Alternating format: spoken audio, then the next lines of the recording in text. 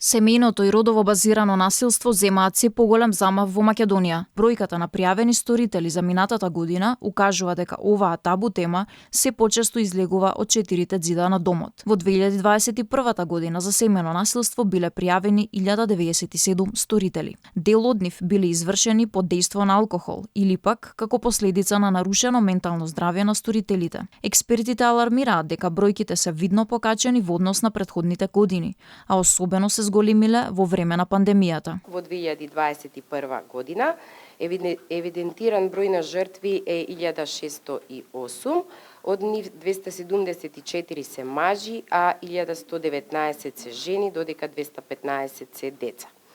Физичко насилство пријавиле 833 жртви, психичко 1234 жртви, економско насилство 36 жртви, а сексуално насилство 16.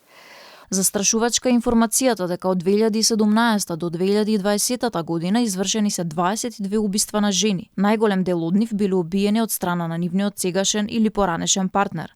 6 малолетни деца биле сведоци на овие убиства во својот дом. Во Македонија постојат 16 шелтер центри, како и советувалишта кои што може да ги згрижат жртвите.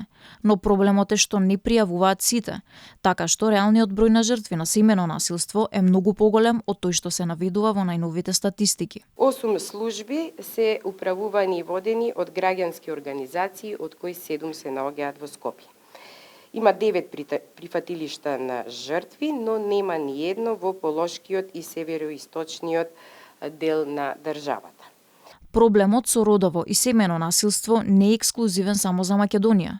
Генерално со него се соочуваат сите балкански држави, што беше потврдено и од представниците на Србија и Албанија, кои учествуваа на денешната работилница од проектот Подигнување на свеста против семејно насилство.